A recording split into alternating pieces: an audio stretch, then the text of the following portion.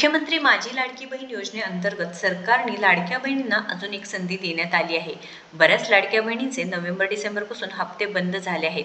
त्या लाडक्या बहिणींसाठी पुन्हा एकदा संधी उपलब्ध झाली आहे. नोव्हेंबर-डिसेंबरचे 3,000 रुपये व जानेवारी महिन्याचे 1,500 रुपये असे एकूण 4,500 रुपये येण्याची दाट शक्यता आहे. पण त्याआधी तुम्हाला हे काम करावं लागणार आहे. म्हणजेच काय, ई-केवायसी करण्यासाठी पुन्हा एकदा जी ऑफिशियल वेबसाईट आहे, पोर्टल आहे ते सुरू झालेलं आहे व त्यावरती ऑप्शनसुद्धा देण्यात आले आहे. तुम्ही घरी बसून तुमच्या मोबाईलमधून हे 2 मिनिटात काम करू शकता. तुमचा हप्ता सुरू करण्याची ही शेवटची संधी असणार आहे व 31 मार्च 2026 ही शेवटची तारीख असणार आहे. तुम्ही पाहू शकता, जी वेबसाईट देण्यात आली आहे ती म्हणजे ladkibaheen.maharashtra.gov.in. इथे त्याचा पत्ता देण्यात आलेला आहे. तुम्ही ही पूर्ण प्रक्रिया तुमच्या मोबाईलमधून 2 मिनिटात करू शकणार आहात. त्यामुळे कुठेही जाण्याची गरज नसेल. कारण अंगणवाडी सेविकाताईंकडे ऑफलाईन पद्धतीने ई-केवायसी करा, म्हणजेच फिजिकल व्हेरिफिकेशन करा, तुमचे हप्ते सुरू होतील असं सरकारने सांगितलं होतं.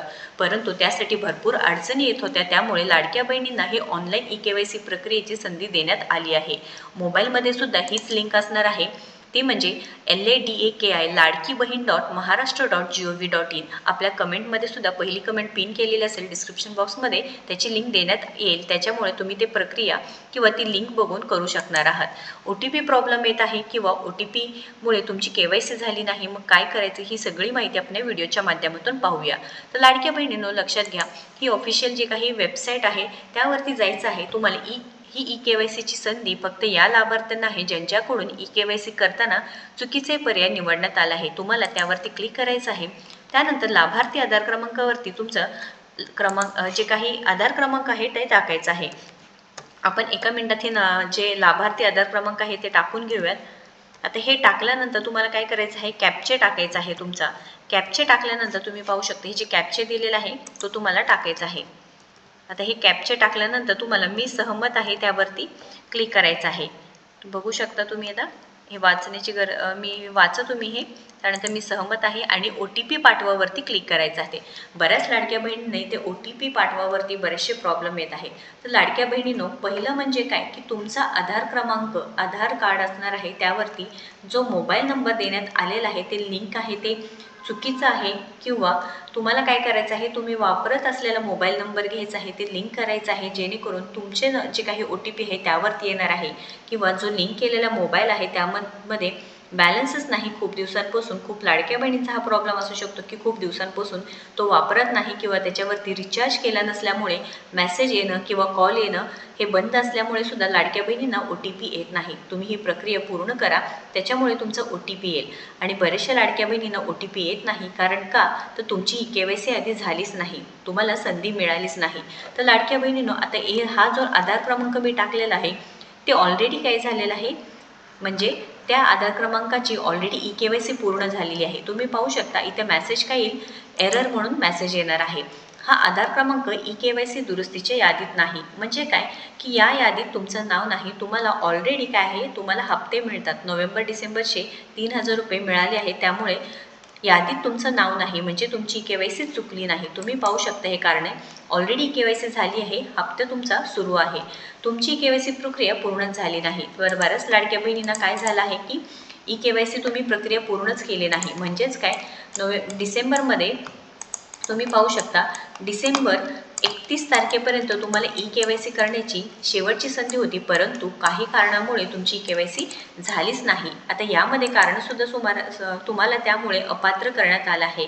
कारणं तुम्ही पाहू शकता, तुम्ही निकषांमध्ये बसत नाही, एकल परित्यक्त्व महिला असल्यामुळे ई-केवायसी झालीच नाही.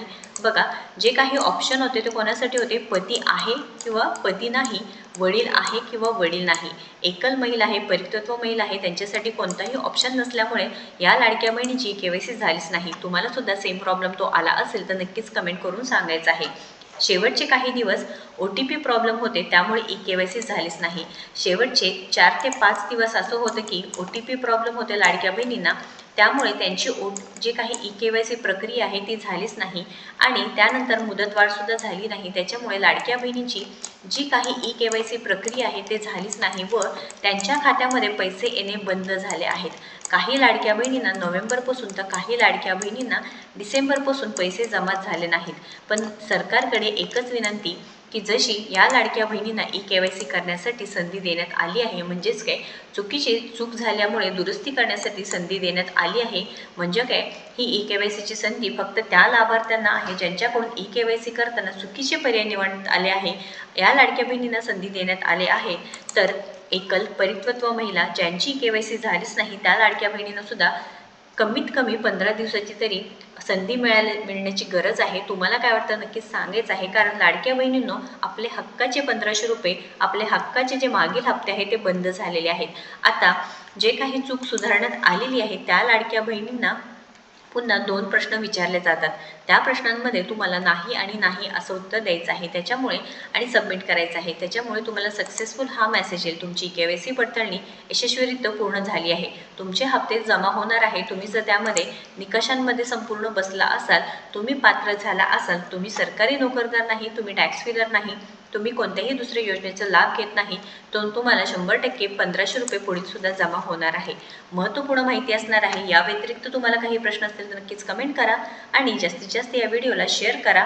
व लाडक्या बहिणीनं तुमच्या मोबाईलवरती जर जमत नसेल तर तुम्ही तुमच्या घरच्यांचा मोबाईल असेल, तुमचे जे आसपासच्या मोबाईल असेल त्या मोबाईलवरून सुद्धा KYC करू शकता. काही जुन्या मोबाईलमध्ये असं लक्षात आलं आहे की ही वेबसाईट आहे ती सुरू होत नाही, चालत नाही, त्याच्यामुळे तुम्ही ते सुद्धा प्रयत्न करून बघायचा आहे. महत्त्वपूर्ण अपडेट जास्तीत जास्त शेअर करा व अशाच महत्त्वपूर्ण माहितीसाठी आपल्याला सबस्क्राईब करा. धन्यवाद.